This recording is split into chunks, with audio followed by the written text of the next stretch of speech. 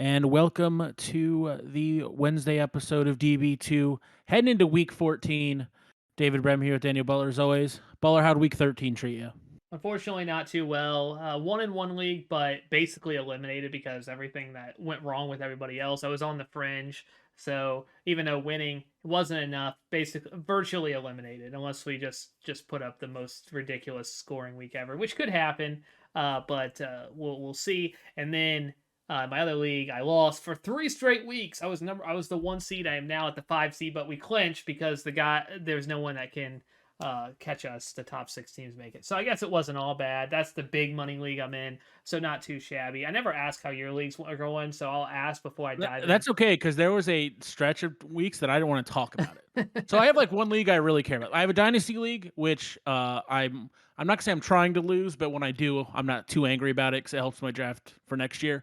But I went, I started out like 6-0 and then like fell a bunch. But it looks like I'm pretty solidly in the playoffs in that league, and that league is so jumbled that I could be anywhere from like 6-1 after next week, which is our last week of the season. So um, it's good to be competitive in that league because that league's got some pretty decent. That's the one where you have to like pay for transactions and stuff too. So Yeah, it one gets a thing little crazy with the I prize think pool. fantasy gets a little it's not as fun at the end of the year. I'll say it because for some people because they don't set lineups, and so like you need people to lose, or if you need like in that spot, but they're facing somebody that doesn't set some of the Isn't set players, now. and it's like because they're eliminated. So I always like leagues where there's some incentive beyond just the playoffs. Like if there's No. something that you get some money just for winning a losers bracket or something to keep people Yeah. engaged after the playoffs, but or not just with the playoffs. But that's just neither here I nor will say there. I did the moral thing, as tempting as it was to like bench Tom Brady in my or not Tom Brady, Patrick Mahomes in my dynasty league, and start Ryan Tannehill or do something like that to ensure my losses. I have been putting my best lineup forward. The issue is just the best lineup is not great. Yeah, Mahomes was So not great this week. And speaking of, well, not great. Actually, I'm going to talk about great. We're going to go look at the top 10 at each position, as I always do. And then your favorite thing to do on the show. I'm actually going to quickly go through the top 10 for the year as well. I'll be much quicker on that just because I haven't done that in the years virtually almost over. So, top 10 for the week. This week, Kyler Murray, Tom Brady, Justin Herbert, Matthew Stafford. Those are your top four. If I told you that, you'd be like, those are four. That makes sense, right? Four Yep, really good quarterbacks.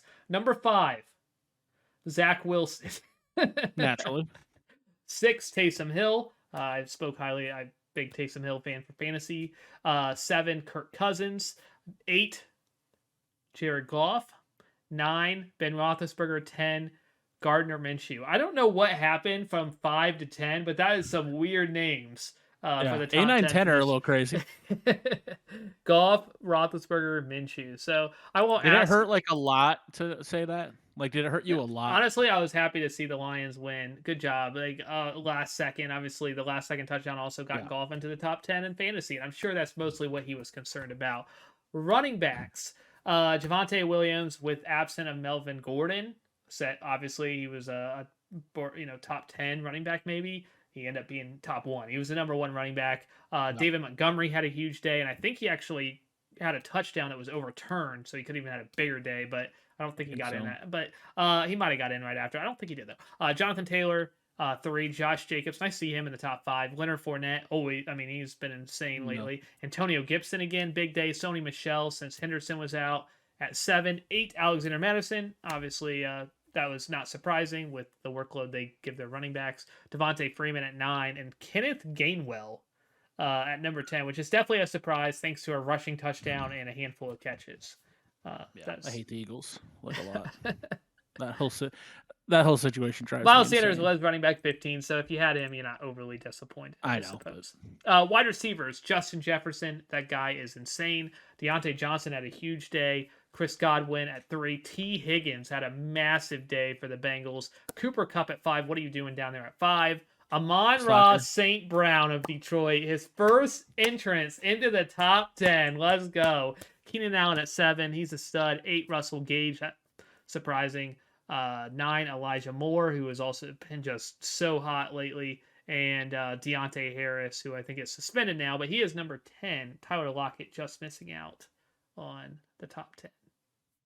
Yeah, some new names up there. Always kind of interesting to see, especially this late in the season. We kind of know you get used to certain names being up there, so kind of interesting some new names.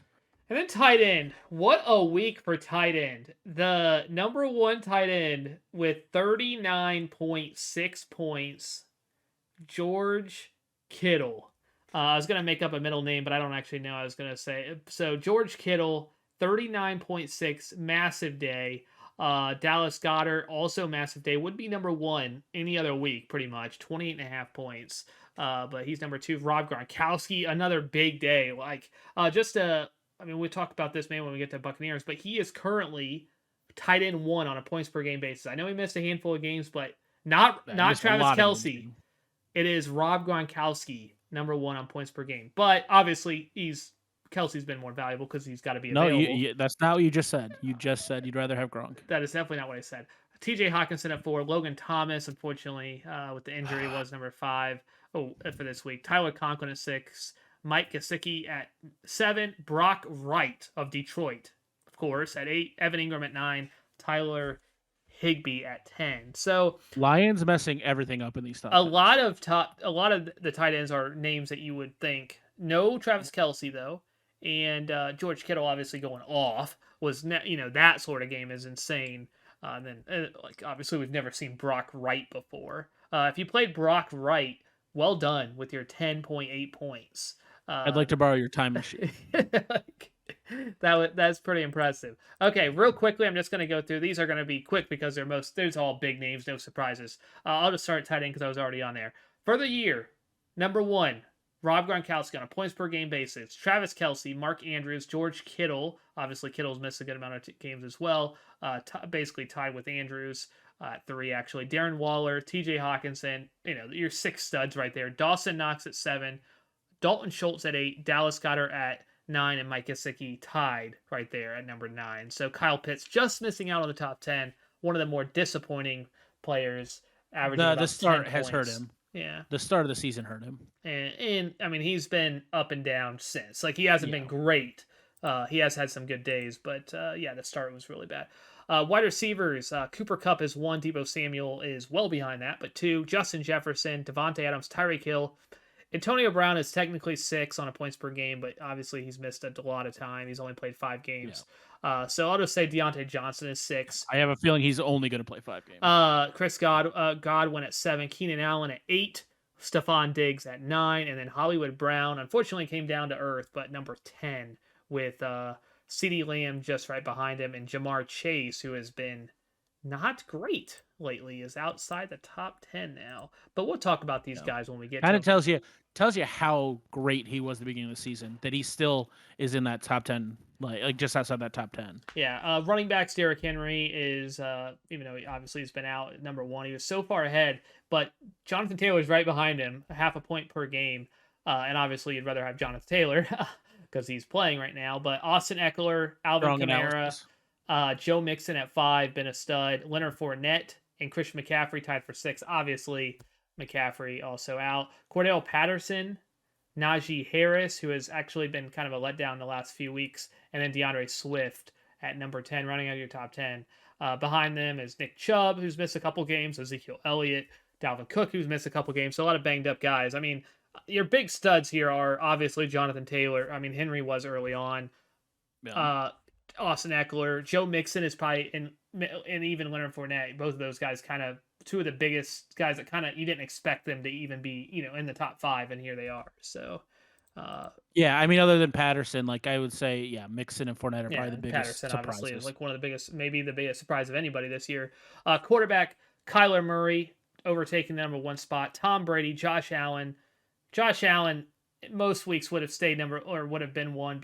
Obviously, that game was very bizarre Monday night game against New England. Justin Herbert right there with tied with Josh Allen. Lamar Jackson at 5, Jalen Hurts at 6, Matthew Stafford at 7, Aaron Rodgers, he's been on fire the past few weeks at number 8, Patrick Mahomes at 9, one of the biggest disappointments at quarterback, and then number 10, your boy Kirk Cousins. I told 10. you. Dak Listen, Prescott I have to take credit for that because we also, I can't remember. I think you actually thought Rodgers would end up in the top 10, but when we did our top 10. I put Rodgers outside of it. So I mean, if he's I'm going to number take my 8, but lumps on yeah, that one, he's I'm been going to really take my good. credit on Cousins. Yeah, and you said Cousins in the top 10, Rodgers outside the top 10. It's like it's not like the Cousins thing. I think a lot of people at the start of the year, I think a lot of people were pretty low on Rodgers. I don't think that was a crazy take, like saying Rodgers Yeah. was not a top 10 fantasy quarterback after the handful of weeks. But Kirk Cousins has stayed I right mean, there. So, Cousins was a guy who wasn't drafted in most fantasy leagues. um, one more thing before we get into the games. I promise we'll get into it. 10 minutes in the video. I promise we're going to do it. The college football playoff. I know. Oh. I gotta talk about. We have Cincinnati made it. We both think that if Oklahoma State would have won, they probably would have left Cincinnati out. You think I so? absolutely they would have. No Um, question. but Michigan stayed right at 2. Alabama took over the 1 spot. Georgia 3. Cincinnati 4. I don't know why I did it that way, but so you have Alabama Because versus they didn't Cincinnati. want Georgia Alabama again. Yeah. That's why they did. No, I was just saying like why I read it like I did number 4, then I did number 2, and then number 1, and number okay. 3. Like I was like all over the place. Alabama versus Cincinnati. Do you think Cincinnati has any shot at beating Alabama? Currently a 13-point underdog. I think to say they have no shot is unfair, but I think it's going to be very, very difficult. I will say this: if Cincinnati wins the game, I'm taking the under. If you are betting on Cincinnati on the money line, I think parlaying it with the under makes a lot of sense. It's going to have to the be over under is game. at 58, and I don't think Cincinnati is going to put up 30 or 35 to win. So I will say if you say agree with that, if you put Cincinnati on the money line, if you want to take that bet, which obviously you'll get good odds on that, I think it's not a bad idea to just parlay. What did you say the line was? The over under is 58 minus 13, 13 points. I think I would take Cincinnati on that. I don't think Alabama's going to destroy them. Yeah. So if you're thinking that the game is if you like Cincinnati, if you want to take the shot and say I think they're going to win, I think you might as well just parlay it. Get some extra, almost double your money there. And then also not Ohio State. No, they're not in it. Michigan. I'm sorry, Michigan fans. Michigan versus Georgia. Georgia currently at 7.5. The last I saw. I don't know. I feel that's like got to be a pretty. That's got to be a pretty low over under, doesn't it? Yeah, much lower. I think it was like 43 or something. It was 43 and a half. I'm probably still taking the under on that. I think that's going to be a defensive battle. Yeah, it's really low compared to the 58 Alabama Cincinnati. So, I hope Michigan wins for Big Ten. I'm a Big Ten fan. I hope Cincinnati wins. Not even against. It wouldn't matter. Cincinnati could be playing anybody. They could be playing a Big Ten team, and I would still root for Cincinnati just because I want to see the non-Power 5 team win. So. Hopefully, I obviously have a soft spot for the city of Cincinnati in my heart, so I'm rooting for them. And there's nobody in the Big 12, so who cares? I really do. I do think that Michigan should have been the number 1 team, but that's they didn't want to do Alabama versus Georgia. That really just doesn't matter, though. It would have been Alabama versus Georgia instead. It would have changed the matchup. Well, that was never going to happen. But I personally think Michigan's resume is so far better than Alabama's. Alabama has 1 win versus Georgia. Obviously, that was a good win.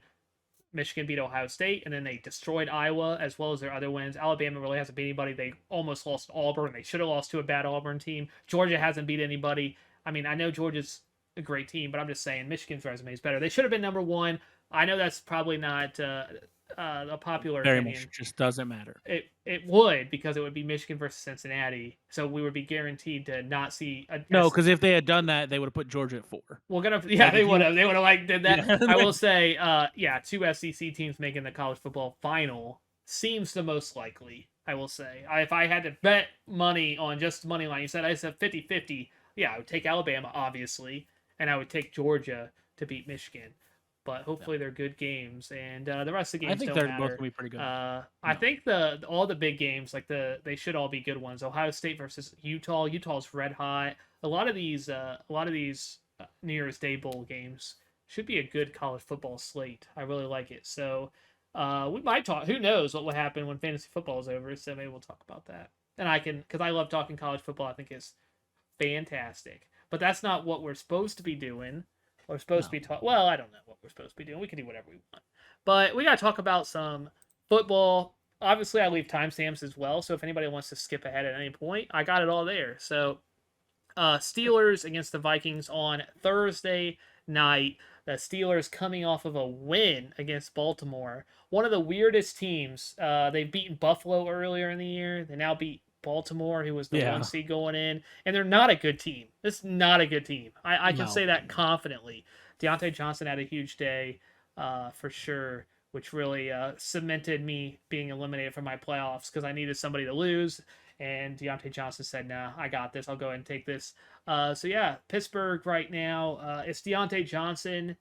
We knew that when Juju went down, that somebody was going to be way undervalued from where you drafted him. Most likely Deontay Johnson. I mean, by that time, I wanted to be Claypool. I like Claypool, but Deontay Johnson, all signs were pointing Yeah. to him being the guy. And I will say I think Claypool has not been. I think he's been disappointing as to what we thought would happen. yeah, I thought we definitely Once thought that went. Once two that wide happened. receivers could be decently viable, and Claypool's not really been. I mean, he was maybe like mid 20s ranked with buys and with buy teams, somewhere in there, Yeah. mid 20s to late 20s. Deontay Johnson though is a top 10 receiver, Oh yeah, he's been a stud. and you drafted him at 21, so he's been the biggest recipient. And I know it's not you're still playing him most likely. I doubt you're not playing him, but I will say Najee Harris, he was the guy, like besides Jonathan Taylor, that was super consistent, top 10 every single week. I think besides week 1, and he hasn't seen a top 10 performance since week 9 at number 9. And here is running back 18, so it's a little disappointing, I think, from what you I mean, it's had him. disappointing, but you're still like, other than week 12, you're still he's still a surefire starter. Yeah, I Like mean he's still a top 10 guy, but I'm just saying he I feel like was. when I say players are not exciting and they've been like 28, you're like, come on, calm down, like they're fine. And now Harris has been like between 15 and 20 at worst, I'm just and you're saying like, maybe when when I was earlier and I was like, man, this is like besides like Jonathan Taylor, this well, he no, he might hasn't been the top 10 he's guy, but he's like the most consistent guy. And like I'm looking at the rankings for this upcoming week, he's running back 5. And I just think, when you look at the guys ahead of him, those are that fine. seems But aggressive. you got Yeah. Leonard Fournette below him, Cordell Patterson below him, Elijah Mitchell below him. I probably put all those guys ahead of him. I'd rather have So all those guys. I may put him at like 9. I'm not gonna go too much lower than that, 8 or 9, because I Yeah. still think he's obviously got the upside. But I mean, he hasn't shown that type of game. All the guys ahead of him have all been like number 1 or number 2 in the last handful of weeks. So Yeah. just something. Ben Roethlisberger No, was top 10 this week. So congratulations. He's got what, 4? He's got 5 more weeks of his career, so good for him. I hope he goes out good. I don't really care. Vikings on the other side, though. We talked about Cousins. Continues to stay in that top 10. Has been pretty solid. Like, it's been a pretty consistent. It's not like he's had a lot of like he was number 1, but then he was the number 18. Like there are some guys who end up in the top 10, but they're kind of hit or miss. He's been in that top 10 most of the time. I mean, he's got a couple outside, but he's pretty solid up there. So he's not a guy who was probably going to give you those huge weeks. But if you've been rolling with him all season, you're probably pretty happy. You're probably in a decent spot. Mattison, we talked about, like, it almost doesn't matter which one of these two guys it is. Like, Cook is a couple of spots better. But honestly, like, there's a good chance Cook would have also been number 8 this week. Like, that he wouldn't have been any better than that. yeah, I mean, Like, I think that, I think he obviously Cook is a better running back. I would think he's the guy who they're rolling yeah, out there. They're trying to win games, but they for whatever reason, I don't know why, because Mattison is clearly very talented, on why they decide to rock just one running back. I don't complain because it's great for fantasy. You don't really want you kind of like just one guy doing all the work. I don't know why Mattison doesn't see more when Cook is out there, but yeah, I mean he was running back 8. You maybe Cook is a few spots up, but yeah, Madison's a top 5 running back this upcoming week and against the Steelers. And Cook, if he does come back in some very yeah, quick, he was limited. He was limited practice today, but I just don't see a Thursday game. I just don't see it happening. obviously Cook is a top 5 guy if he does end up suiting up and they say he's healthy. But I think most likely, I mean Minnesota needs to win. They're not technically out of it. There's 7 teams that make the playoffs. They can still make a run. They're 5-7. They've lost so many heartbreaking games. This one to the Yeah. Lions. So they're not out of it. They're gonna have to fight. So I'm sure if Cook is able to go, if they think he's good, but they're not gonna risk Dalvin Cook on a Thursday night unless I don't they think so. think he's healthy. So I Yeah. think there's a good chance we see Madison again. And if you have Cook and Madison, you don't feel. I mean, it's not that big a deal. I mean, you're not going to lose much from going to Madison, which we see this past week. Yeah. The interesting thing with the Vikings, though, is the wide receiver situation. Thielen went down early. out for a couple weeks. Nothing official, but I mean, definitely not starting Thursday.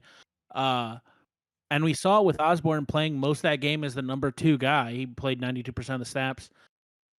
Top 21 performance. I mean, he's got top 20 potential, and he's probably going to be ranked. If I had to guess, if I went through my rankings, probably somewhere in that 20 to 25 range.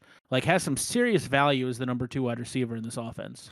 Yeah, I'd probably say around 30 would be my guess. But obviously, if you feel that the Vikings, I mean, I don't see the Vikings not having a pretty good offensive performance. So I just think that obviously it's Mattison, obviously Justin Jefferson. Oh my goodness, is a stud. I don't know how much he got Conklin as well, taking some. I don't know if he, if he has the top 20 to 25 guys all have this, and to me, like really nice upside. And I think with Osborne, I just don't see it. He's one of those guys that I think will give you 5 for 60, 5 for 7. He'll give you your 10 to 12 points and maybe a touchdown. But I don't see him having any 20 plus performance here. So that's why I would put him lower than some of those other guys that I think, like even like an Odell or a Mooney or a Brandon Ayuk. Even I'd probably put him below those guys just because I Oh, see I would not even close. Would I? you're not Not even even close. close. You like him more than No. Odell. Yeah, absolutely. I think that teams with Thielen out, I think the Steelers are going to try to hone in on Jefferson, slow him down. I think Osborne's going to get open more because I think they're going to be so worried about Jefferson now that they don't have to worry about Thielen. Here's the problem, Jefferson. You don't. It doesn't matter how much you worry about him. He is so stinking good. He's still No, I gonna don't, get and his. I think Jefferson will still be good, but I think they'll be so focused on him and Mattison. I really like Osborne this week. All I right, really think he's going to have a good week. very bullish on Osborne. I am not so bullish on him, but if you are stuck in a spot, there's a good chance. Obviously, he's available, so Yeah, probably. you can pick up somebody, especially because there's only probably 6 to 8 teams that are really trying to win this week. So other teams may not even care, so you could easily pick them up later in the week. Well, And some of the up teams before at the top, Thursday. if you're not at the top, they could not even be paying attention. Like they're set with their guys, and Yeah. they're happy about it. So, uh, starting out on Sunday, Saints Jets. Um, Taysom looked great. I mean, number 6. Uh, we talked about him and the upside he carries. We saw that with 100 plus. I think was it just over 100. I, My 101. Yeah. I know my sheet just freaked out. Yeah, just over 100. So I mean, we've talked about it. His upside. Those quarterbacks that have that rushing upside, you're good. Yeah, so he did have a finger mallet. I'm not even sure what these injuries are. I'm not a doctor, and I don't know. And it doesn't mean you have to be a doctor to know anything about the human body and injuries. But I do not. I do not know any of anything. So I apology there. My apologies. So he was banged up, I but it did look sounds it like up. He looks like he's going to be it okay. sounds like he's going to try to tough it out for the rest of the season. It's similar to the Russell Wilson, but injury. But they said it's not as serious. So Taysom's going to try to go through. I'm going to be frank with you. Not a great football day from Taysom Hill. The Cowboys controlled this whole game, and Taysom got a 70-yard touchdown with the last couple minutes. That's an extra 7 points. Points That's count. going to help. But 4 picks. He wasn't great, but Points count. Taysom Hill. I'm just saying, like, he wasn't great. I know. Like, if you're saying he was great, I just want to clarify, he was not a From great a fantasy NFL from a quarterback, and he no, wasn't but from a even a great fantasy fantasy quarterback until the last couple minutes when he threw a 70-yard touchdown, but then they never saw the ball again. I'm just saying that's so random. Anyways, with that, there's no value at wide receiver because Deontay Harris did at have all. 4 for 96, but I think he's suspended. There's just nothing there. So you're starting Taysom if you picked him up. I picked him. I'm playing him. I really like that. And Ingram was really bad. I think Kamara's gonna be back though. So obviously Kamara. I'm really shocked. I almost played him. I was kind of between a few guys. I didn't play Ingram, thankfully, but I'm really shocked with how bad that was for Ingram. I was expecting a much bigger day. But if Kamara's back, that's not overly concerning for me. Though Ingram, I kind of thought was kind of like that running back 30-ish. I do drop him down a little bit after this performance. I just can't like with Kamara back. I was like, oh yeah, he's gonna get some goal line work and stuff. He might get in the end zone. I don't know. There's probably a lot of guys I would rather play over him than he's probably closer to running back 40 now. Yeah, I think with Kamara back, I just think at that point where Ingram would be ranked, there's going to be guys with more upside they take the chance on.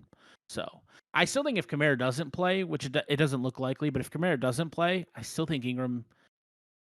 There's gonna be a lot of teams that are playing him just because Yeah, he's he, the he guy just down only there. saw 43% of snaps. I think Yeah, Ty it wasn't Montgomery great. lined up in the backfield a decent amount, and they do a lot of different things. So he just wasn't on the field as much as you thought. So you definitely can't trust it. I think he was ranked around like running back 15 going in this week. If Kamara didn't go, I think everybody would drop him down at least by about 10 spots. You might still be playing him, but as after this, you see he's not as involved as you would like to see. Yeah, agreed. On the other side, the Jets. Obviously Zach Wilson, a stud quarterback. What the heck happened? Like, just He happens had a every once in a rushing while. touchdown. I mean, I know. it's Obviously, not a guy we care about in fantasy. The running back situation, which we've tried to make light of and tried to figure something out. I mean, it's obviously Tevin Coleman is going to be the one if you have to play one. As much as me personally, I wanted to be Ty Johnson. I thought he had the more upside. It looks like if you have to start one, it's going to be Coleman, but not a guy unless you're in a spot that you want to start. I mean, on this team, it's so hard. Like Elijah Moore, and that's about it. And Elijah Moore is very possibly going to give you a not great performance, but he also could be the number one wide receiver on the week. So you're taking the chance with Elijah Moore probably in almost every situation. But other than that, I'm just staying away from any of the Jets. Yeah, Elijah Moore is a complete stud. I love him. This rookie class I just can't get over. It's just insane. But yeah, he's a top 20 guy. I think just with upside and obviously Yeah, another his great week.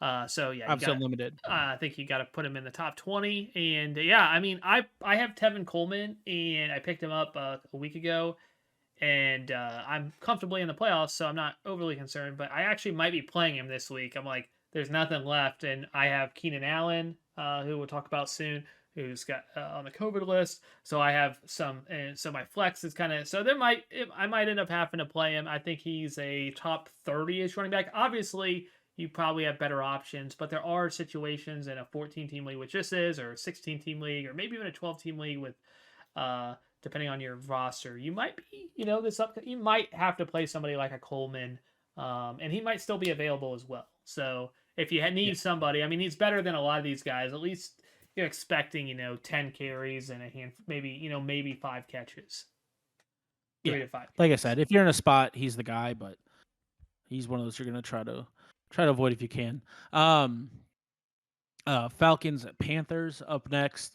Matt Ryan continues to be irrelevant. The wide receiver situation continues to look like it's Gage if you have to start one, but I don't want any part of it. Um, and Pitts, another like this is 3 weeks in a row where it's pretty disappointing. I get if you don't want to start him, I understand that. If I still think the upside is so high, then unless you have one of those studs, like I'm still probably throwing him out there. I just think his upside compared to that like group of guys we always talk about, like maybe he is in that group, but his upside of that group is much higher than most of those guys. Yeah, I think he's still comfortably a top 10 tight end. I don't think you can get away. Like, there's the only like possibility is if you some reason had like Fryermuth. Well, I mean, you definitely could if you picked him up. You could make the argument to play him over. Like, he's a top 10 You guy too. make it. If you have both of them, but like, I don't know. Would you I'm have still had probably putting Pitts out Fryermuth? You there. maybe if that worked out, that would be a conversation. You might play him, but that's again limited amount of people if you're in that situation, good luck. Make it whatever you feeling. They're both really close. I'd probably go Kyle Pitts there just because he looks like he looks like he could put up like was tight end 2 in week 7. He looks Yeah. like Firemouth may have been number 1 or number 2 a week ago or Yeah, a I few think weeks ago as well. he had a good week too. So But yeah, Kyle Pitts looks good, yeah, but yeah, it's just not as involved as you would like. 7 targets in this game. Russell Gage, borderline top 30 wide receiver, 35. I would like sure. KJ Osborne in this situation. That would be somebody I probably would rank over him. I was looking at the ESPN rankings, and they had Osborne like 5 spots behind Gage. I probably would trust Osborne more than Gage. The Osborne hate. I don't like it. Gage, I mean, it's been good the last couple weeks, so maybe I'm wrong there. And No. Mike Davis did technically outscore Cordell Patterson. He got in the end zone. And well, hey, you're always like, hey, it all counts. It all counts. Mike Davis so was now- a better fantasy running back than Cordell Yes, this Patterson. week he was. So you you start Mike Davis then. you should be You playing do Mike it. Davis this week. over Cordero Patterson. Yeah. But If you yeah, do Mike that, Davis I is know we're going for viewers, but if you're going to start Mike Davis or Cordell Patterson, I would like you to not watch, um, please. Mike Davis shouldn't be owned. I still think he shouldn't be No, owned. So no. Yeah, I'm still, I'm good. On the Panthers side, obviously coming off a bye week, um, it doesn't super matter. It's not like anything has changed with this team. Uh, you're starting DJ Moore, obviously, in almost every situation. Um, I think most teams. I feel like at this point, Hubbard is probably almost exclusively owned by McCaffrey owners. Like I feel like he's probably got dropped, and like the McCaffrey owner is the only person who picked him up, unless there was a waiver situation. So that person's probably starting Hubbard. But if you just picked him up off the waivers to keep him away from the McCaffrey owner, you might have better choices than him, even honestly, though he's going to he's be the guy. a borderline top 20 guy. But at this point, if you've been active on the waiver wire, you could have gotten a lot of guys that would be Yeah, over somebody like I'd say I like I'm not looking at it, but I'd say probably around 25 is might be where I have him. yeah. So starting running back in the NFL probably will get a good amount of carries. Like he's somewhere between 20 and 25. I think that's about right. And yeah, I think a lot of those guys that would be around that, I just don't see in this offense. Uh, I don't see any sort of upside really. I don't see him like again, like I look No, at these, especially if you're going for a home run, I just don't see Hubbard putting up 25 points. I just don't see no, it. I think if you look at the guys around him, I think for the most part, they all have some sort of potential, whether they're in a good offense or whatever. I'm just looking at somebody that's Clyde Edwards-Helaire. He's right around that spot.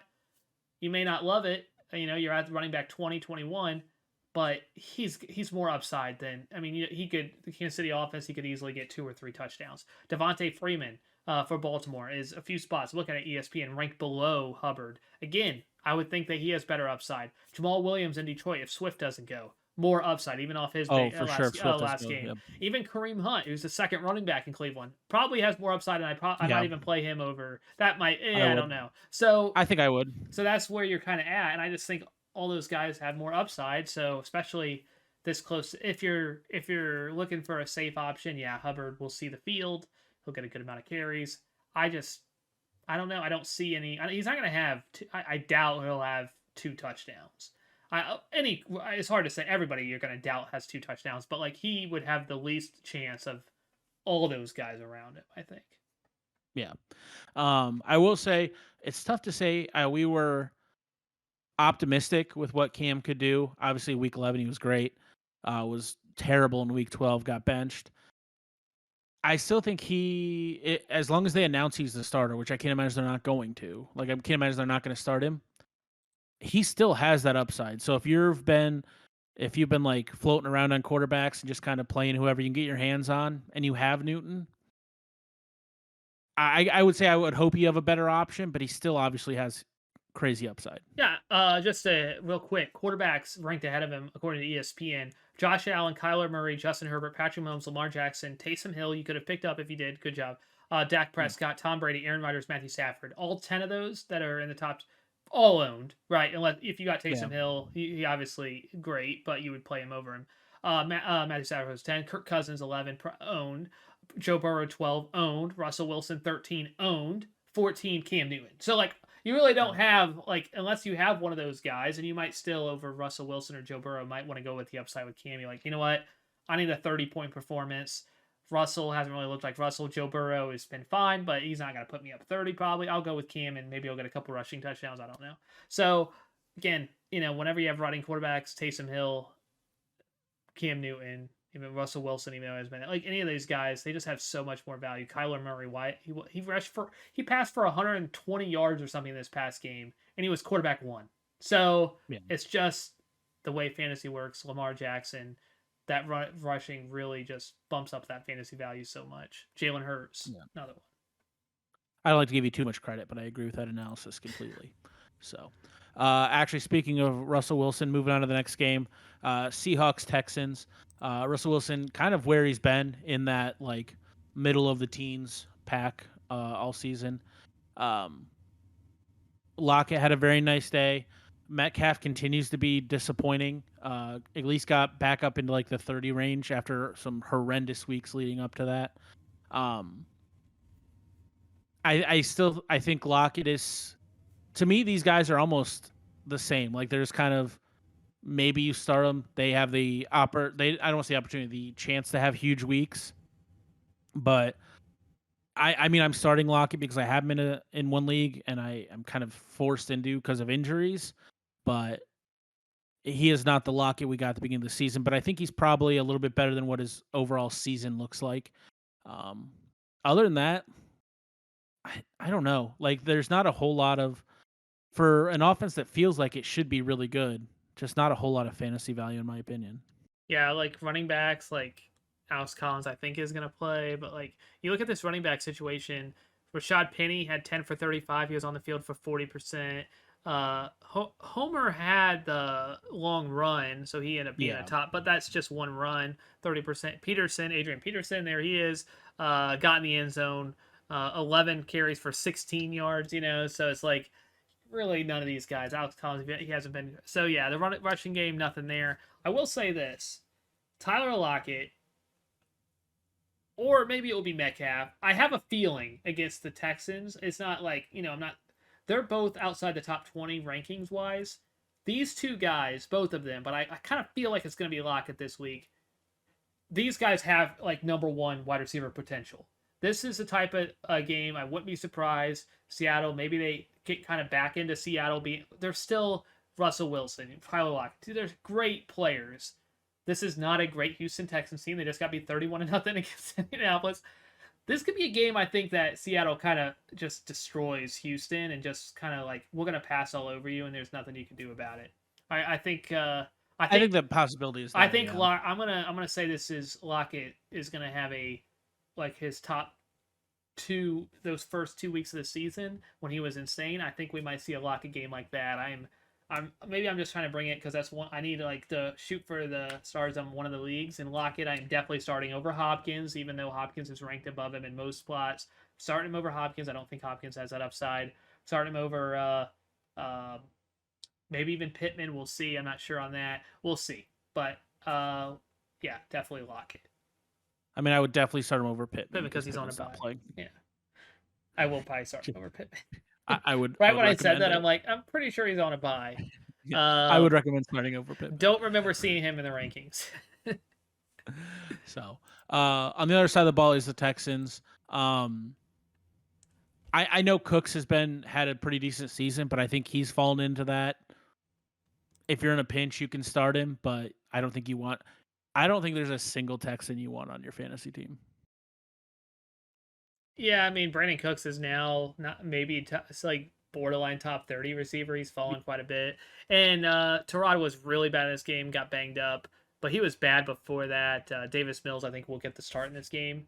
So we know how that story plays With out. Davis Mills starting, I definitely don't want Cooks. Like that drops Cooks a few spots too. So it was nice to see Pharaoh Brown back in at 4 for 23. Let's go. I remember earlier in the season I said, "Is this?" you were very high on him because he was pretty good, in the first week. And I'm no, like, no, I didn't. maybe with Terod, like this could be a target he likes. And no, I mean Terod got hurt, so it's kind of hard to really know what would have happened. But yeah, I would have say in deeper leagues, Rex Burkhead, I guess, is the running back in Houston, so you would play him over David Johnson. I hope it's a very deep league. So, Raiders Chiefs. You talked about it. Jacobs had a very nice day. Good to see, because you feel like he should be having a better season than he is, even though he's not having a terrible season. He's been fairly decent. Renfro continues to be the wide receiver you want if you're going to go with a Raiders wide receiver. Other than that, not a whole lot on this team. I mean, I think at this point you're starting Jacobs, obviously, but and Renfro is probably late 20s if I had to guess ranking wise. I would say where I would he's put top him 20. Top 20, really? Okay, so you're higher on him than I am. I mean, the numbers bear out what you've said recently. So Yeah, I just four of think the last 5 weeks he's a top 12 receiver. yeah, I think my car hate is just bleeding into him a little too much. I can admit that. So there's a good chance you're starting Renfro. Butler's probably more correct on him than I am. Trust his opinion on that one. I mean, he's like But their only option at receiving. I will say, yeah, Josh Jacobs I think is a top 10 running back. I would play him over a lot of I'd play him over a lot of guys because there's only about 9 guys I would play over him. I think he's really good. I will say this: I was wrong on Foster Moreau. I thought he was gonna have a good day. 1 for 34. Could have been I shut I out. wish I would have pushed back more on that because I did not agree with you on that, and I just kind of let you have it. And I wish I would have stood Hey, my ground a little everybody bit. had him like in the top 10, and I'm like, you know what? I think this could be a really, really good week for Foster Moreau. It was not. Hopefully, Darren Waller's back this week, which I think It he will looks play like well.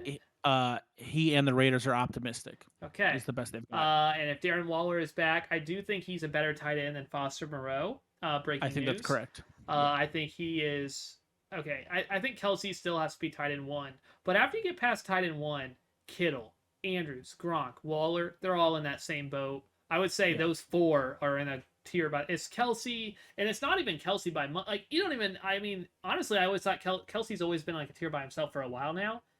I kind of think those top 5 are. I do think Kelsey is They're pretty getting unanimous closer. by number 1, Yeah. but it's like a very small difference between him and Andrews and Kittle and Gronk and Waller. I think Yeah. you could argue just one tier is, or maybe like tier 1 and then tier 1.5 is Andrews, Kittle, Gronk, and Waller.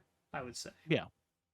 Yeah. And that's the thing. It's like I think everybody's got their guy in that group that they like more. Like I'm a Kittle guy. I like Kittle more than those other guys. But I wouldn't like sit here and tell you you're wrong if you thought Mark Andrews was better or you thought Waller was better. Like that I think that tier is very clearly And even very Gronk, I jumbled. mean, he's technically Or points even per Gronk, yeah. game, number 1. Yeah.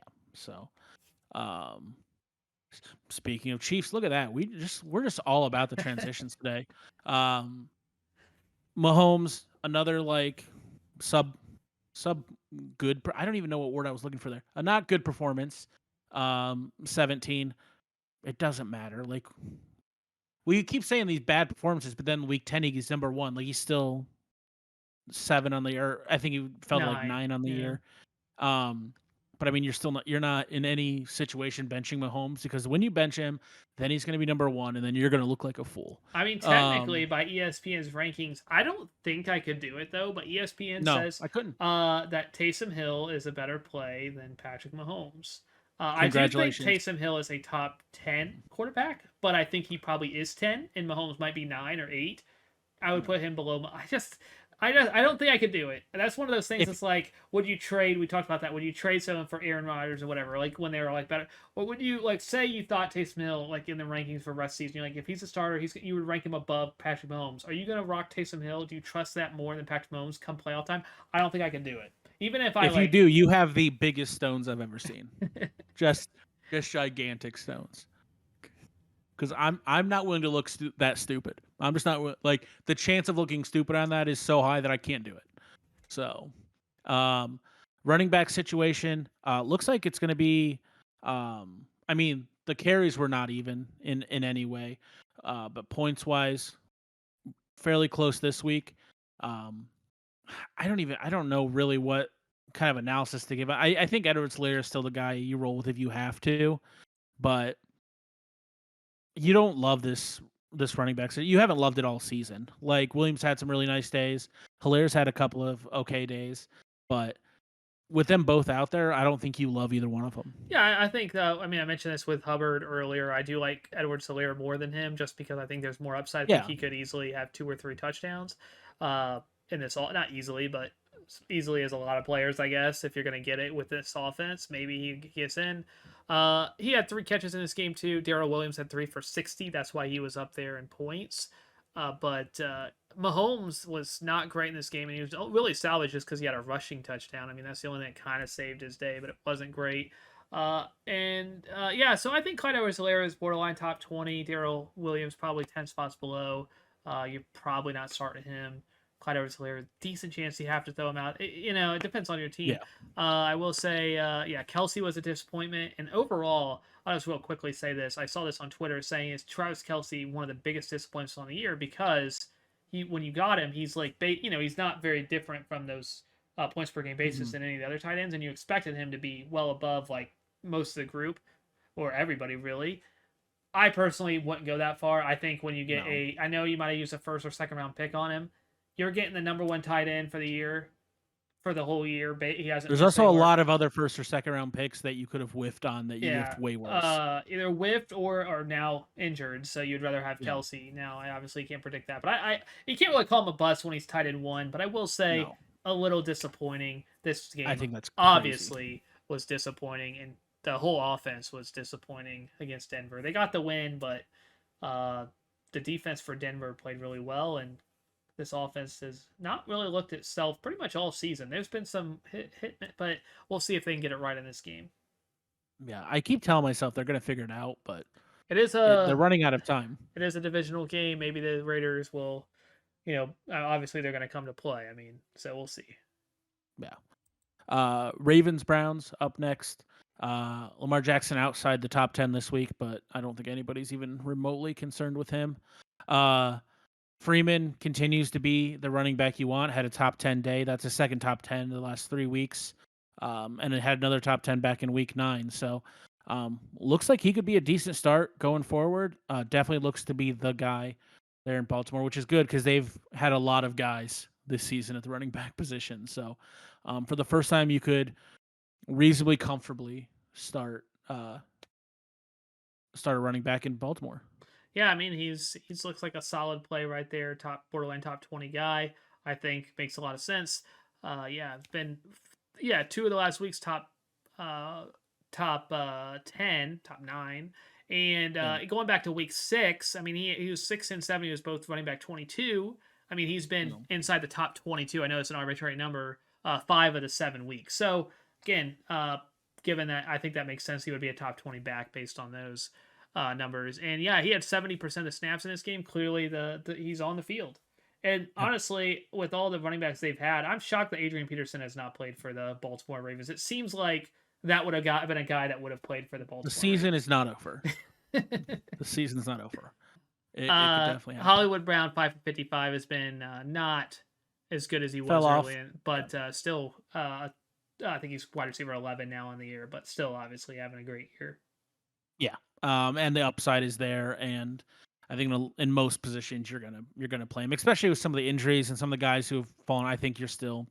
And here's the thing: where you drafted him, you're still ecstatic with what he's been doing. Like we're disappointed in 34 and 27 the last couple weeks. You drafted him at 51, so you're still from where you draft him ecstatic. Andrews, we talked about that, is in that stud tier of tight ends. Not a great week, but obviously still every bit of what you want. Browns coming off a bye week, irrelevant at every position other than running back. And Chubb is an obvious. I mean, he's a stud. Hunt.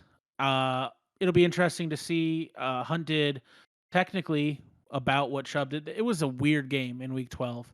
So I still think. I mean, Chubb, you're definitely starting. Hunt is probably in the late 20s, I think he's like mid maybe 20s, maybe at least mid from the 20s. rankings, but I would say Yeah, borderline top 20, 25, maybe 20, top 25. yeah. So um, we've seen what they can do together. I don't know if this is the same team as the beginning of the season. Like Mayfield's continued to not look fantastic, but I think a lot of leagues, both these guys are going to be starting. Yeah, what a bad game by Cleveland offensively against Baltimore. Funny enough, in their last game, and now Yeah, they're playing them again. But the last time we saw them before their bye, they played Baltimore, and yeah, what is this? They ran the ball 15 times. I mean, Baker had 2 yeah, rushes, so 17 total. But Hunt with 7, Chubb with 8, like that makes no sense. Like that's definitely your best offensive, and it wasn't a blowout or anything. They should have been running the ball. I don't know. I mean, I'm obviously not a head coach or an offense coordinator, but that seems like not enough carries for your 2 best players and on I think offense. I think off the bye, both those guys have been a little banged up this season. I think coming off the bye, hopefully they got some rest. Cleveland weather in December is not. I mean, you're familiar, not the greatest. So I think they'll run the crap out of the Yeah, ball. I think I actually like Cleveland to win this game. Obviously, this is a must win. I mean, it's been a must. It seems like it's been a must, but I mean, you can't lose now. Like you really do have to almost win out for Yeah, Cleveland. And I think they're going to win. I think this is a game where they're going to run the ball a lot, and as long as they don't get away from it, even in where they don't get too fancy and just run, run on first most first downs, some play actions in there. I mean, I'd like to see Mayfield around 20 to 25 passes in this game, and I think they got a really good chance to win. I think that's obviously their best chance. So, um, I'm not wrong to say their wide receivers are still fairly irrelevant fantasy wise. I mean, Jarvis is borderline top 30 guy. I mean, yeah, coming off of a good day, but I Yeah, mean, he's the only I, option. So yeah. If you, it's one of those teams. If you have to start somebody, sure, make it Jarvis. But I'm good. Cowboys. Um, Prescott, not a great week. Still a guy. You're up there. Zeke, obviously a very bad week. Pollard actually outperformed him. Um, Less carries, just did significantly more with them. Cooper, another guy that was disappointing this week, kind of across the board, not a whole lot to be super stoked about. But you're starting Prescott, you're starting Lamb and Cooper, you're starting Elliott. I think in a decent amount of leagues, you're starting Pollard. Even Schultz hasn't been like as stud here, but he's been very. You're probably still starting Schultz if you've been rocking with him all season. Like I'm not putting a whole lot of stock in this last game. yeah, I mean, Pollard is in that mix of he's a second running back, so he's borderline top 25 guys. But yeah, he continues to look good when he gets the ball. I know Zeke, they like him, and other, not just, in pass protect, a lot of things. They like him on the field. But Pollard did see 40% of snaps here, as pretty good number for him. Yeah, I mean, CeeDee Lamb, you have to start. Cooper, I don't know if he's a top 20 guy. I mean, he hasn't been top. I mean, when's the last time he had a good Yeah, day? yeah. Week 8. So No, I think there's a good chance you could sit him this week. I think there's a lot of guys you have in that mix, and you might like more than Cooper. I think that there's a good chance. Like for me, for upside, yeah, I do think Cooper obviously in his offense could have a big day, but I think there's a lot of guys around where he's ranked at that have a much bigger upside. If you're going for a big week, I think Lamb is clearly obviously the number one. So I don't see a crazy yeah, big day for Cooper, and I think maybe even outside the top 20 ranking wise. And then you're not really, yeah, nobody else really. Gallup, I mean, in a deeper league, but deep that's league. Yeah, we've talked about it enough. Uh, Other side of that ball, Washington football team. Sorry, my headphones started to sound really weird there. Uh, Heineke, good for him. He's where he's kind of been all season. He's good enough to make the players around him at least worthwhile. Another really nice day from Gibson. This is 3 out of 4 where he's been arbitrary again, but top 7. So um, good to see a guy who wasn't necessarily a huge wasn't having huge weeks, and now has seemed to figure out what he wants to do. McLaurin had a bad week, but I'm not concerned with him. He's still a guy rolling out there. Sad to see Logan Thomas go down this time. It looks like it might not be for the year, but you're probably just not worried about it because fantasy wise, he's at least out for a couple weeks, and it probably isn't going to matter. Um, Hopefully, Seals Jones is healthy enough to go, like full bore on that going into next week. We saw it; he can do it. So if you shifted to Logan Thomas and now you need to pick somebody up, and they say Seals Jones is good to go, I think once again you can rock him. yeah. I mean, again, he'll be on the field pretty much every snap. This obviously Heineke will throw it to the tight ends. Ricky Seals Jones, yeah, I've liked him. I like the Washington tight end, whoever that is. I said when we talked about Logan Thomas, I think we both agreed when he's out, he's a top 10 tight end. Yeah, And no, like he actually had potential to be not those top 5, but outside of those 5 guys, the Waller, Gronk, Kittle, he Andrews, could have been Kelsey, 6 easy. Yeah, easily could be 6. Hawkins in that Hawkinson, Dawson Knox tier, Kyle Pitts, those guys, he could easily be in that right there, and could be at the top of it, honestly. no. Depending on, I really do think. I mean, he obviously had a nice day before going down here with the touchdown. Yep. Gibson, you mentioned, yeah, he's been really good. Nice to see that we drafted him. He's been good, and McLaurin is just, this is what you got. I mean, he's up and down. This was a down week. Yeah, He's had a couple down weeks, but he has the upside. He's crazy one of the potential. better receivers in the NFL, and this offense seems to move the ball decently well. I think this might be I mean, you're always kind of guessing, but very well could have a huge day this week, and that's what you get with McLaurin. Some bad weeks. That's what you get with the Washington football offense too. It's obviously not the best offense. It's very inconsistent, but McLaurin, this might be the day he goes off. We don't know. Hope so. And next up, we got Jags Titans. As far as Jags go, I'm gonna just talk about running back because I don't think anything else is really relevant. Um, Robinson didn't look great his first game back from that injury. I think he just wasn't at 100%. I think going into next week or going into this week, he'll go back to being the guy. I don't think they see this as a two-headed attack. They want it to be Robinson. I just think he wasn't ready to be the guy this week. I've been high on Robinson all season, and that continues for me going this week, especially against the tight. Like I think as long as he's good to go, which I can't imagine if he went last week, like he went in week 12 or in week 13. I think he's going to be good enough to be the guy in week 14. I really like him. Yeah. Yeah, I think he's definitely a top 20 guy. I think he fumbled in this game as well, so that probably didn't help at all. Hyde, I mean, he only got about half the snaps. You expect that to go up for Robinson as well, so he'll Yeah. be on the field more, get more involved. The best I don't see receiver, James Robinson getting 8 carries yeah, best at all the receiver rest of the for season. them was Laquan Treadwell. Uh, so there's that. I think he was on the Yeah. Vikings before he was drafted. I want to say. He I I don't. believe so. I don't know. I haven't looked. I should have looked that up. But I That name think rings a bell, and I see purple, so I think so. and Lawrence, I'm sorry. I'm just continue to be wrong on him. He's just not. He's not. It's not him. I know it's not him because he's a generational talent. I am confident of that. This is not his fault. I do not blame you at all, Trevor Lawrence. I know your talent. That's why I was rocking with you. Big fan, but not a fan of this team. Sorry. And that's not even as a Texan bias. I actually just mean the team is garbage. I can't say much because my team is pretty bad too. Worse, maybe, but that team is also garbage. Yeah. Speaking of teams that are, I don't want to go garbage. That seems mean, but not the greatest, You don't at like the least for Tennessee us. Titans? I don't. I Oh. fantasy wise, they don't help me at all. That's all I care about. Uh, their running back situation. They're coming off a bye week, but their running back situation in week 12. Foreman and Hillard um, touches were pretty close. Both had decent amount of yards. I think we can agree. I know we thought this before. I still think Foreman is probably the guy if you're going to take one. And he's probably in that somewhere in the 20s. I don't know where I'd put him in the 20s, but probably somewhere in there. Maybe just get outside 30. Wide receiver situation.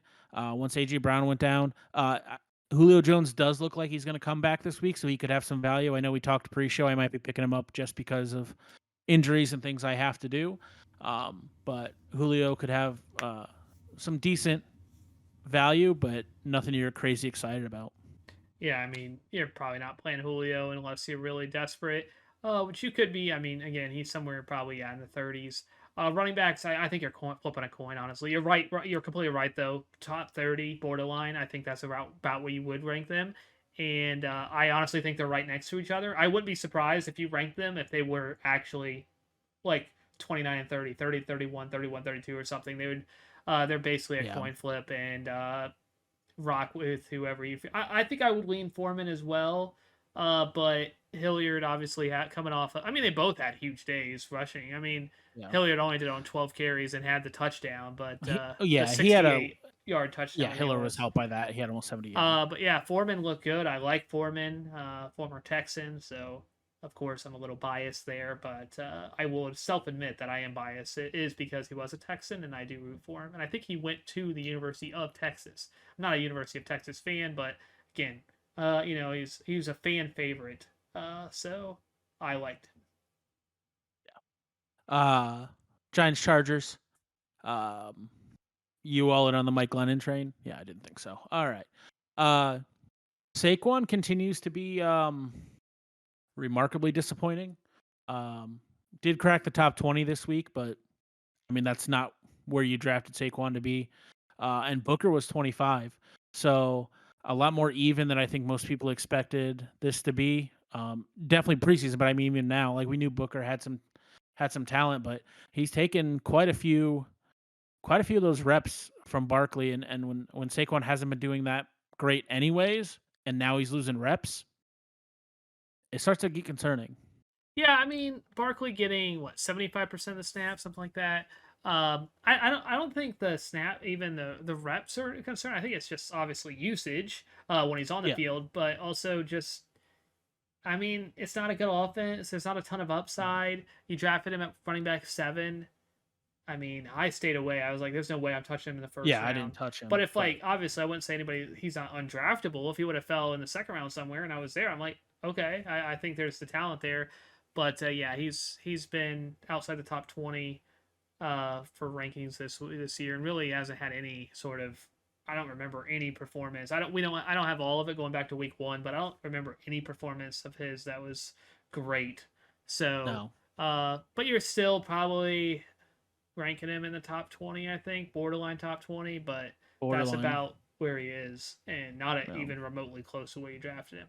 And wide no, receivers is a complete wasteland. no, I don't. There's no reason to start any wide receiver, even in a deep league. I don't think there's any upside on these receivers. I think it would be better to start some other receiver that I don't even know. I don't even know a name, but No, there. yeah, I don't want any part of it. I don't. Yeah, there's I I would even go see Tyler no Boyd for the upside. Bengals over any of these. Something Yeah, like I that where think I the just upside is there. Yeah, yeah. it's terrible. Other side of that one, the Chargers. Herbert, another great week, continues to be stellar. Eckler, not what we've come to expect, but I mean, 13 is not terrible. Mike Williams, good to see Mike Williams back in the top 20. Kind of weird. It bucks his trend of either top 10 or just abysmal. So there's that. Um, Keenan Allen, am I remembering correctly? Did he have an injury issue, or am I COVID. making that up He's in in my the head? COVID Oh, the protocol. COVID protocol. Okay, that's right. So he won't be playing this week. Opens things up for Williams to hopefully have one of his big weeks. Um, Other than that, uh, Cook is. I still think he's kind of in that group of guys. If you're just rolling with some, if you're plugging and playing, maybe, but I don't love it. Um, I think he's pretty low on that list of guys I would choose in Yeah. that in that plug and play. So I mean, Herbert and Eckler are the two guys. I've talked about it kind of all season. I like Mike Williams. I like his upside. I like taking that chance, and I think especially with Allen out, this would be a week I would almost definitely take that chance. Yeah, I mean, I think Mike Williams. I think he jumps up. He might be the biggest beneficiary of this. I think he might jump up maybe close to 10 spots in the rankings just Yeah, from because who else he thrown it to? I mean, I do think Guyton is interesting in deeper leagues, especially. I mean, it's a second option as a wide receiver. I mean, they clearly use Mike Williams has had I mean, quite I'd much rather start him than anybody on the Giants. yeah, We were just talking probably, about that, right? like you know what I mean? So Keenan Allen has been sensationally had 2 touchdowns a game. Outside of that, didn't do much, but still 2 touchdowns. He's a top 10 guy, and he's been really good lately. But obviously, you're not playing him this week, so you got to look elsewhere. I do think Mike Williams, yeah, does get a big bump, like one of the more massive bumps of any receiver as a wide receiver too. I just think that he's the most talented, obviously, but will be the most talented receiver. And they don't really use the tight end that much. Cook's not that involved, so I don't expect that to change. I just think this could be a heavy workload for Mike Williams, 10 plus targets, and you know what he can do with that. He's a big play machine. Yeah. So, I um, also think, and not that anybody wasn't starting Eckler anyways, but I could see a decent amount of dump offs, and letting Eckler do his thing this week. yeah. So big Mike Williams fan going in this week. Yep. Lions Broncos. Um, the stud Jared Goff just tearing it up this week, just on fire. I just wanted to get a reaction. Um, Swift is he still day to day officially? I think we're kind of leaning towards him not playing. I think. Um, Okay. I think that's what I'm Probably mostly something I seeing. should know going into the show, but um, It's obviously, pretty early to make those. Obviously, you never yeah, know. that's what the Saturday show's for. If you're waiting to know, that's what the Saturday show's for. We'll get more on that. But we've talked about this. If Swift plays, he's obviously a stud. But Williams has some decent value if Swift doesn't play. He was 27, which isn't amazing, but with how many running backs that went down and that kind of stuff, Williams is probably a guy that's getting a decent amount of starts if Swift doesn't play. Continue to just be out on the wide receivers. I know St. Brown had a good day, but and Hawkinson is a stud. Yeah, I think Williams. I mean, most weeks I would say he's easily a top 20 guy. Going against Denver, I don't know. It's a really good defense, so he might not crack the top 20, but I still think there's a decent chance you're playing him. Obviously, if Swift is out there, you 100% playing him. He's been amazing. Yeah, I do think Williams is, it's not like the Alexander Mattison. I will say it's definitely a there's a drop off, difference. Oh obviously. yeah, But I do think he's involved enough, and even though this wasn't a great game, by Jamal Williams. He only saw 47% of snaps. I was expecting more. I definitely think that was a lot less than people expect. But also they threw the ball 41 times. So Denver is not a huh. great offense. This could be a really low scoring game. I expect Denver to win. But if they're low scoring, one possession game, this could be a heavy dose of Jamal Williams. So he could easily get 20 carries and have a handful of catches. So I think yeah, borderline top 20, maybe not quite because the defense is really good over there in Denver. But uh, outside of that, yeah, obviously you're not playing Amon Ross, St. Brown. Sorry. No, Uh, Jared Goff, probably not playing. you are, but nobody else is. Um, Other side of the ball, touched on it for a second there. The Broncos, uh, Bridgewater been right where he's been all season. So like if you're in a super deep league and you've been rocking with him, you're not surprised. We saw what could happen when they have to rely on one of these two running backs. We saw what could happen. Williams obviously had a great day, number one running back. Um, really good to see that. Um, Melvin Gordon, if he comes back, this kind of I expect it to go right back to where it was, where it's hit or miss which one it's going to be.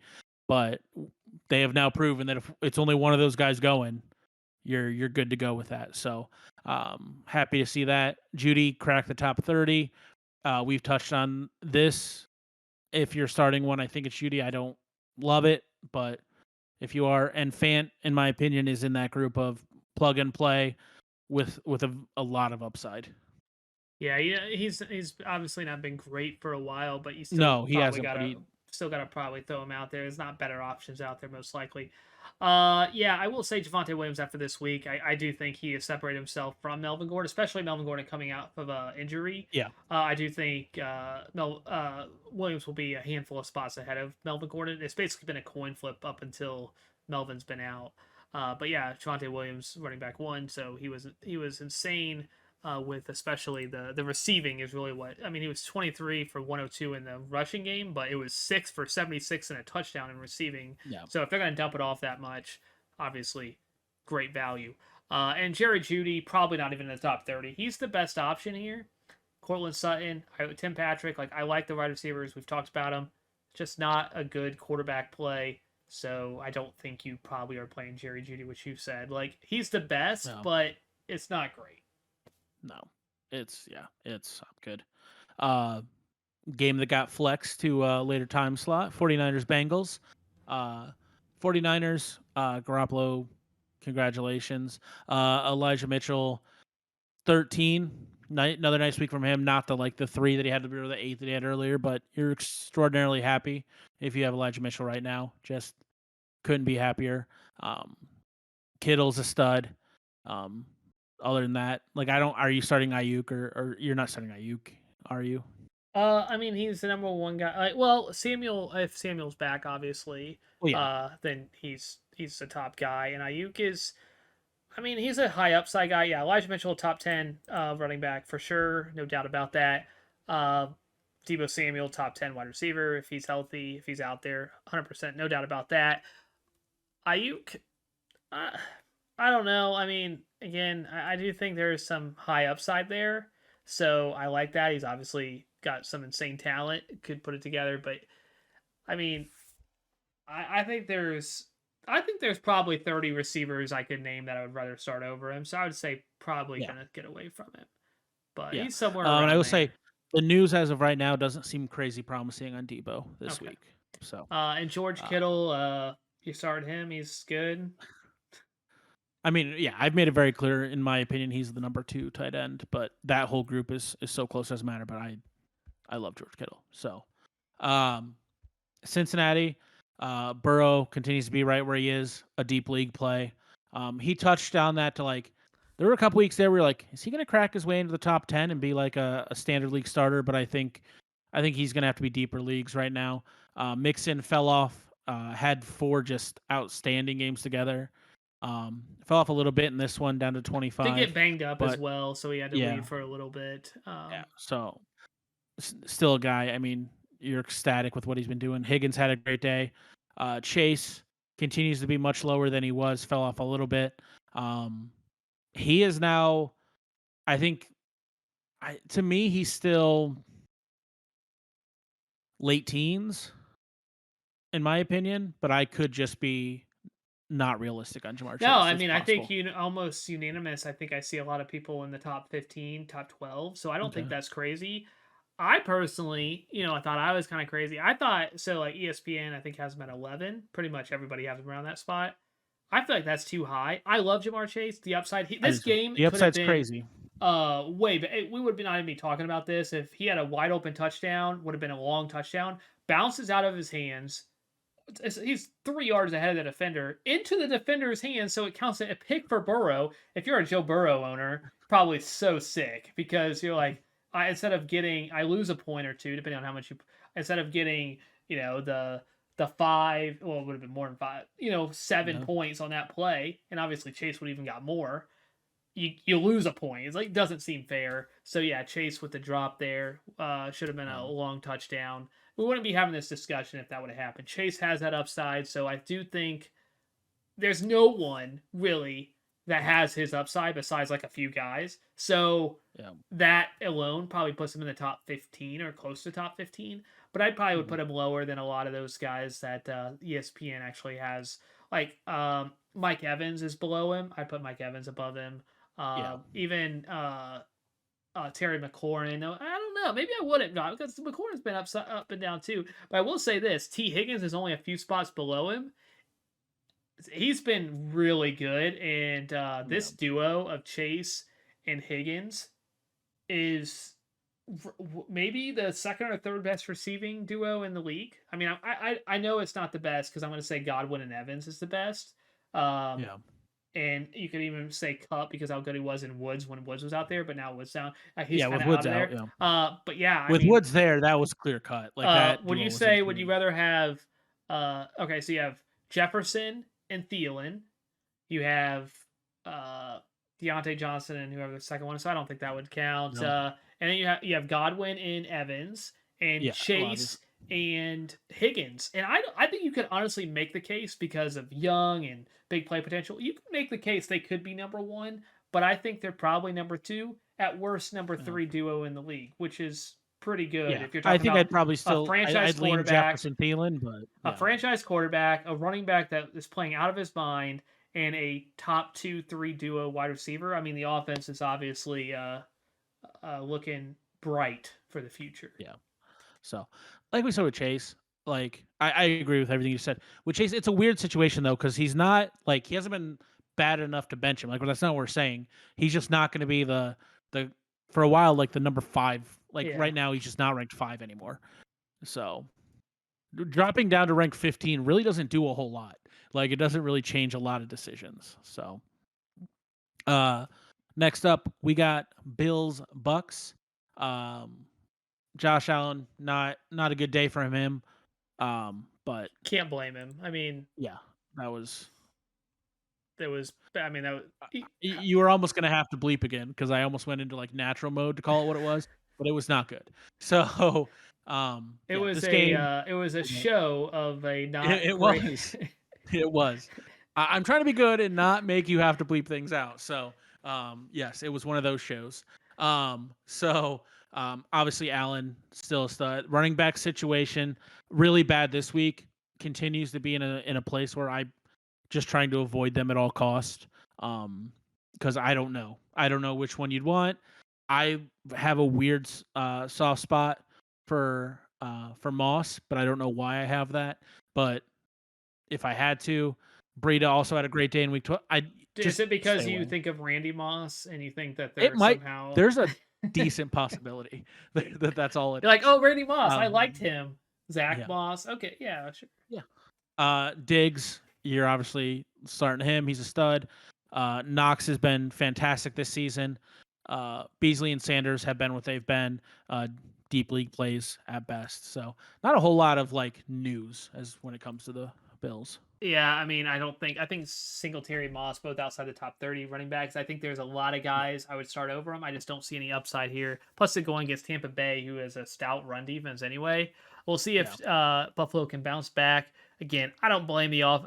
That's like a throwaway game last game. There's not like it's obviously if you had any of these guys, you're disappointed, but it's not. It's almost I shouldn't even put this in the calculation for the year because it isn't fair to count it against Josh Allen or Stephon Diggs because it was obviously the A win. show. How could you props for them for throwing it 30 times. Real quick, I used to play Madden, all right? I don't play anymore. I retired, but I used to play Madden 20. I made a live event, just made it to Houston. They flew me out there, all this thing. I got blown out, okay? Let's say Say I watched that. How'd okay. that go? I got blown out. But this reminds me, the Bill Belichick reminds me the way he played this of Madden 20. All the people who won the belts, who won the 4 championships, never passed once. Never passed once. They ran it. And even if they weren't that successful, they would run it 3 times, and punt. That's how they played it. Madden 20. It was the worst Madden ever, probably. You run it 3 times. And I made a live event, and I'm not that great a player, so that tells you. Now, they run it 3 times, they punt. That's exactly how Bill Belichick played this game. He's like, we're not going to pass. We're going to run it 3 times and punt. If we don't get a first, run 3 times, punt. Run 3 times, punt. And eventually, they win the game, 14-10 or whatever. So it was basically just EA's probably like, look, we made a good game. Look, there's you have an NFL coach playing exactly like we coded the game, except it's 2 years later, and it was during a basically a hurricane windstorm. All that combined, Bill Belichick is basically played Madden 20. That's how I thought of. I want you guys to let us know if you know any other fantasy shows where they spend time on college football and now Madden gameplay from 2 years ago. We're nothing if not different. Other side of that ball, we touched on it here. The Bucks. I can't think of a single other team. There might be one where it's just stud, like fantasy wise, stud at quarterback, stud at running back, 2 stud receivers, and a stud tight end. Like it's just start them. Start the Buccaneers. All of them. I want everybody I can have from the Buccaneers. It's just, and I did go pretty hard on them this season in fantasy, so I'm pretty happy about it. But Brady, obviously a stud. Fournette, Godwin, Evans, we just talked about that. Probably the best duo in football at wide receiver. Gronk has an argument to be the number 2 tight end, has an argument to be the number 1 tight end. Just start your Buccaneers. There's nothing else to say. Just please start every single one of them. And start your Buccaneers, and also don't start anybody that you did not name, because there is no everybody else is fantasy relevance beyond that. Besides those guys you mentioned, the best was 1 catch for 7 yards from Giovanni Bernard. Giovanni Bernard also had 1 carry. Ronald Jones had 1 carry. So it really is.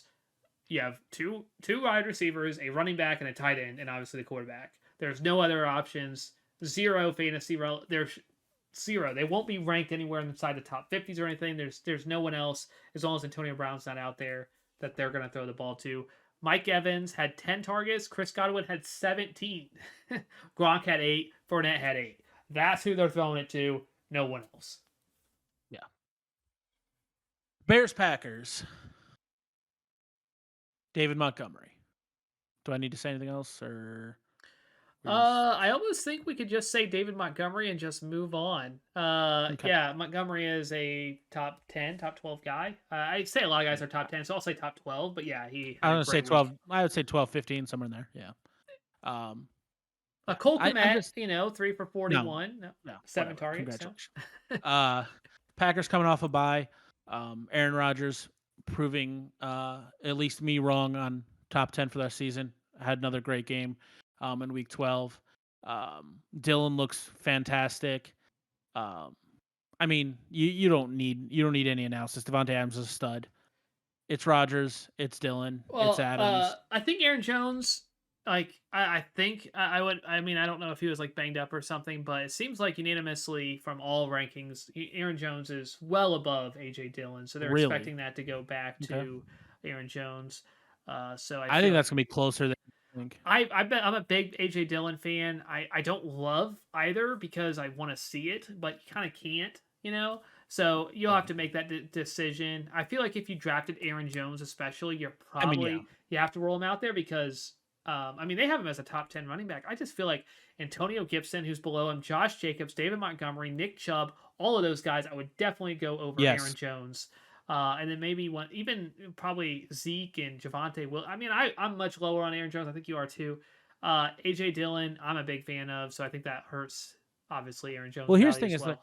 is the last 2 weeks that they both played, Dylan outperformed by a pretty decent margin.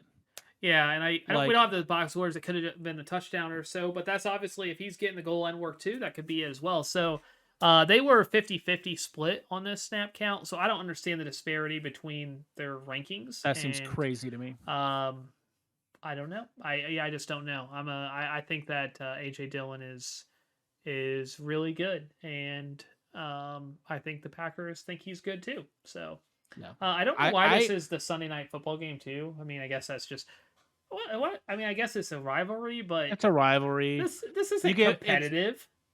Here's what you're forgetting. They don't care if it's competitive. They care about ratings, and Bears Packers are always going to give you good ratings. Good ratings for the first quarter, maybe before the Bears fans turn off. You think Bears fans care? That's all they got. Uh so Monday night, wrapping it up. This is a good Rams Monday night Cards. game. Here we go. This is a great Monday night game. Stafford, good at football. Guess it really does help to not be a Lion. Um, Henderson didn't play last week. Sonny Michel looks really good. This appears to be a situation where whatever running back is in there might be worthwhile. Cup is a stud. I do want to say Van Jefferson, nice top 20 day. I believe I was pretty confident that he was going to do better than Odell. He did. It wasn't like a crazy, like Odell was 33. He also had some value, but and Higbee was 10. I still think Higbee is in that plug and play. If you are rolling with him, fine, but I'm not expecting, you're hoping for a touchdown out of him. Henderson is, do you want to talk for a second when I look up Henderson? Sure. I will just say with Van Jefferson, Odell, we actually saw Skoranek. I'm sure I'm mispronouncing it. Some of him as well, but I think it's basically a coin flip between Van Jefferson and Odell. I like them both in this offense. They're both on the field most plays. Obviously, Cooper Cup's the guy, but they all have really good upside. I know that my co-host hates Odell. I didn't like him when he was in I'm okay Cleveland. with that. But I personally think where you gonna have him ranked, where if you're looking for pure upside, Van Jefferson and Odell in this offense, they could easily, I shouldn't say easily, but they could easily be top 10 receivers. One of them, maybe not both, but maybe. And they could be number 2, number 3, wherever, which I don't know a lot of the guys ranked around where they are have that potential. So again, big upside guys, but it's going to be, if you had to project what was going to happen in this game, Cooper Cup gets his 10 catches, 8 to 10 catches, and Jefferson and Odell split on, maybe 8 to 10 catches, and maybe they get in the end zone or not. So that's probably what happens, but they could, go off, and you never know. Odell could have a long touchdown. Van Jefferson shows both of those could have long touchdowns, and then their fantasy value goes way up, which is true of any receiver, but I think these guys have a better chance with They have Stafford at big play quarterback. potential. Yeah. I made it clear who I like over the two of those, so I don't need to harp on it. It looks like they are not optimistic on Henderson, so it could be the Sony Michel show again. And I think he's proven that. I mean, I don't think he's going to be ranked top 10, but probably in the teens somewhere, maybe even late teens. I mean, Yeah, if I he's think going to that's be probably, the only guy going, I think that's probably about right. and I feel pretty confident confident going in with him. Last team of the week, Arizona Cardinals. Kyler Murray, good at football. Uh, James Conner, another nice day, number 11, has really, once he got the chance and got that job, has made the most of it. You can't, no complaints. Um, Hopkins just inside the top 30. We've talked about this. Obviously, one of the more disappointing players um, on the season. We kind of talked about like you were in between Lockett and Hopkins. I actually have that same decision to make. I also, at least right now, I've got Lockett slated in there. I feel a little bit more confident and definitely I think has more upside at this point, which is weird to say because Hopkins, we've seen him be so good, but right now I just feel like Lockett has the better upside. I mean, Hopkins had 2 catches this game, and he caught the 20-yard touchdown right at the beginning. And we sat Hopkins this week, and we're like, oh my goodness, we made the wrong call. And then Pittman was going at the same time, and I probably was going to play Pitt. Oh yeah. So last time we talked, I said yeah, I was going to go Hopkins. We actually, my wife and I, Went Pittman. we decided to go Pittman. I'm like, man, Pittman actually without a touchdown ended up outscoring him by like 5 or 6 points, because that's all Hopkins did basically. Was that touchdown. So 2 targets this game. Kyler only threw it 15 times. Is that going to happen again? No, it's not going to happen again. This game, Kyler's going to throw it more, I would think, and Hopkins will have a better day. But I still think, like, Lockett, this is a spot where we have to shoot for, and there's a good chance that Hopkins does not play just because I don't see it. I don't see the crazy big game here for Hopkins. Maybe we will end up playing him because Pittman is on bye, so maybe he will make a flex. But I'm not feeling overly confident with Hopkins. I think he's a borderline top 20 guy. It's tough not to put him in the top 20 when he's DeAndre Hopkins. But outside of that, I will say also, James Conner does get a significant hit because it does look like, or at least from what I was seeing, that Chase Edmonds will be back. And if that is so, I do think James Conner has cemented he'll get the bulk of the work, but you'll see a good amount of Edmonds. And Which is Conner is seeing 90% of the snaps. So yeah. he's going to come back down to 60% or whatever. It's I going was to going to say hurt like his 65, value. 65. So his value goes down. He's no longer a top 10 running back. He's probably late teens. So yeah. I mean, if you look back when they were both on the field, he was rolling in that 23, 20 range. Like he still had some value. So you're still probably rocking with him.